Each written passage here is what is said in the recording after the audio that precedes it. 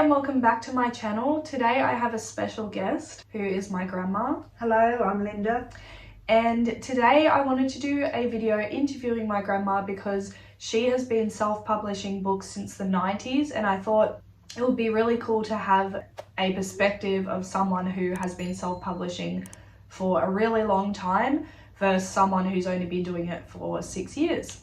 So how did you first get into self-publishing and where did you hear about it? It was back in 1997 that I wrote my first book, and it was a non-fiction book. I tried publishing houses, so I wrote a lot of letters to different publishing houses. I got some responses, but no one really wanted to pick it up. So eventually I decided I'd just have a go at self-publishing because I'd written it and I just wanted the experience of writing a book and then publishing a book. So where did you hear about self-publishing? In those days you didn't really have the internet like we do now, so I went to the library, and there must have been a little bit of information back then because I think I did do a little bit of Googling, but there wasn't the information you have now. So I just found out a little bit about it and then I decided I'd just give it a go. So cool. Yeah.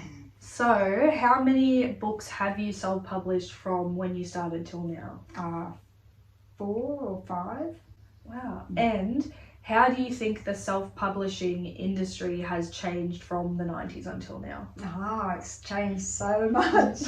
Back then it was actually quite unpopular and looked down on to self-publish, but like over the years it's just transformed from now it's actually quite the thing. I was thinking that too. So where did you self-publish when you first started versus where do you self-publish now? I first started Googling in 2012. I wrote another non-fiction book, a self-help book, and I'd also written a children's and illustrated children's book. So I Googled, and Google was getting much better by then, a lot more information, and I found a platform called Smashwords, which is actually still very popular. And the advantages for me was I didn't want to spend like much money up front, so they provide your ISBN and they take a certain cut. And also you discovered that when you publish traditionally, authors only sometimes get about $1 per book. So with the digital online self-publishing, you actually get a lot more profit. So that was my first experience, was finding Smashwords and publishing on there. Cool. And do you do print or only digital? Well, the first book was print only, but so far I've only online. I've only done digital.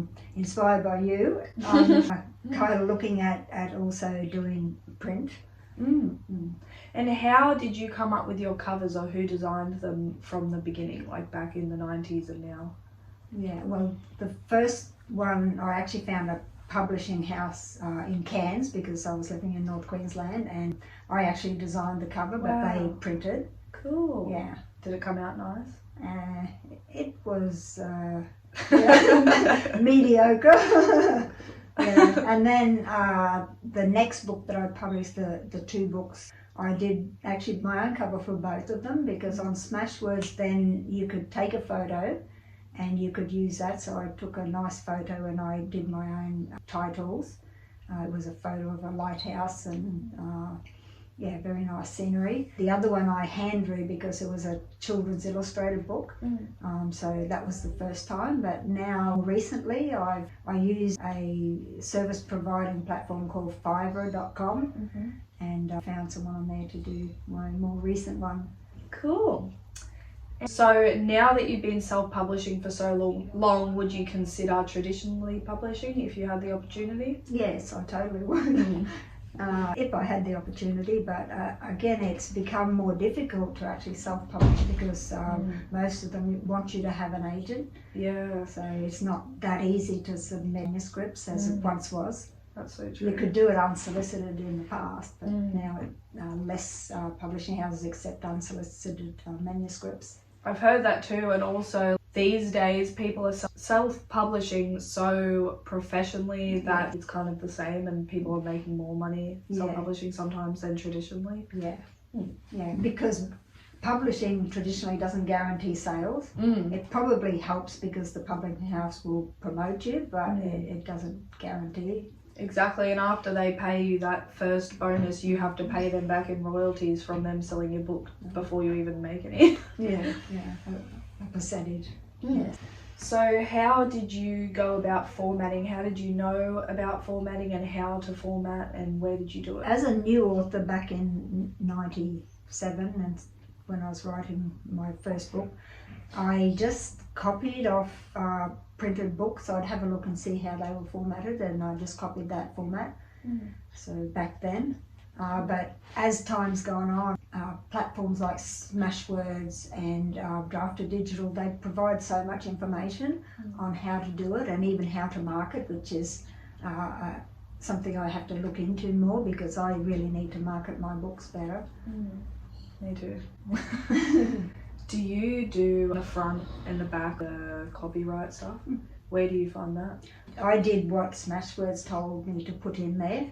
I thought that was good and it covers it quite well, so I just take that advice basically from whatever platform it is.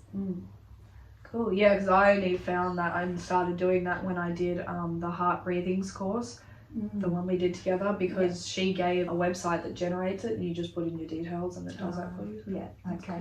So that's going to be all for today, so thank you for coming on my channel. A pleasure. And if you enjoyed this video and you want to see more content, please like the video, comment down below and subscribe to the channel. With that being said, I will see you in my next video. Bye.